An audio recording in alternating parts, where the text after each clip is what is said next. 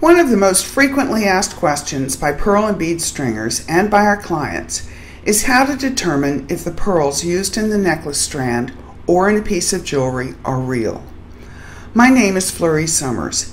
Years ago, when I earned my GIA certification in pearls, this question wasn't too difficult. Akoya, the Japanese pearl produced from the mollusk of the same name, was king.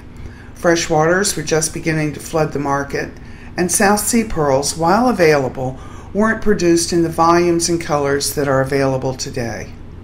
Imitation pearls tended to be Majorca or plastic. They were smooth and round, always white, and it was usually possible to tell at a glance if the pearls were real. Now a plethora of real pearls are available. Chinese fresh waters range from extremely high quality to commercial grade.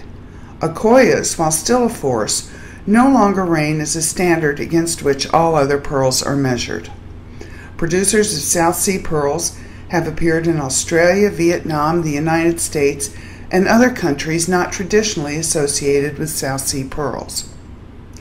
While the basic methods of producing faux pearls don't appear to have changed much in the last couple of decades, there are more pearl imitations on the market, and producers have learned how to better simulate real pearls. As an example, these Majorca pearls are from the website of a very upscale department store, and I should add, are sold without any intent to deceive. At a first glance, they may appear to be authentic, especially because a number of the pearls have circles around their bellies, which are characteristic of some Chinese fresh waters. One solution to the question of whether pearls are real is to send them for testing to a gem laboratory.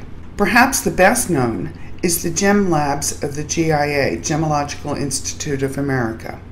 This wonderful laboratory has very sophisticated means of testing pearls and continually upgrades its technology. In April, for example, it introduced micro CT X-ray units that provide high-definition 3D images of pearls, allowing its technicians to better study their internal growth structures. This type of technology is vital because the only safe and non-destructive way of studying the interior of a pearl is with some kind of X-ray. But for most of us, it's not cost efficient to send pearls off to the GIA labs for analysis. However, there are tests you can conduct yourself without any equipment. Examine the pearls for flaws. If the pearl appears to be flawless, it is probably a fake. Even on extremely high-quality pearls, there is usually a flaw, a tiny dimple or pinprick, for example. Examine the pearl strand for the sizes of individual pearls. Although producers attempt to match pearls for size, they are rarely identical. Note the shape, luster, and color of individual pearls on a strand. As noted, pearl manufacturers try to match pearls, but there are differences between them, even on the best matched strand. Pearls that show identical characteristics should be suspect. Examine the pearl's overtone. Overtone is the color that floats on the surface of the pearl, and you'll see a variety of overtones, including green, rosé, and silver. Typically, overtone will not be present on fake pearls, and if it is, all the pearls will have the same overtone. On a strand of real pearls, you'll frequently see several different overtones. Hold the pearls in your hand. If they're very light, they may be filled with wax or made from plastic. Examine the drill hole of the pearl. If there are whorls or burrs, the pearl is probably a fake. Finally, there's the tooth test. Take the pearl, rub gently against the edge of your front tooth. Be sure to do this gently so you don't run the risk of damaging the pearl. If it feels gritty or sandy, it's probably real. If it feels smooth, it may be an imitation. There is an important caveat to this. Back when I first started out as a pearl dealer, the tooth test was considered by many experts to be 99% reliable.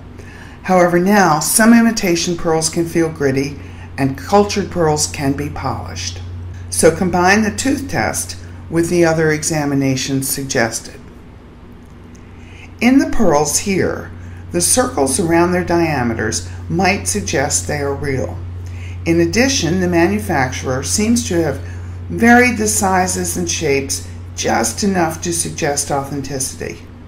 However, there is no overtone, especially on the black and white pearls, where we would expect to see green and/or rosé.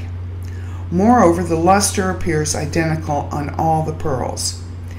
If we were to handle the pearls, I suspect we'd find none of the skin flaws we'd expect to see on Baroque pearls of this size.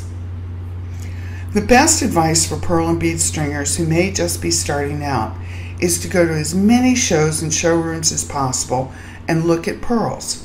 A good visual memory will help enormously when someone asks, "Is it real?"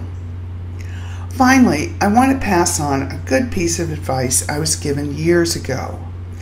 That advice was to never casually remark on pearls someone is wearing, for example at a party or another social event. Without a close examination, you run the risk of making a mistake and damaging your credibility. So don't comment. And if you're pressed, as I sometimes am, suggest that you need better light or need to examine them more closely in a different environment. Be nice, but don't comment. For more resources for pearl and bead stringers and for the Professional Pearl and Bead Stringing 2-volume DVD, please visit my website http://fsummers.com.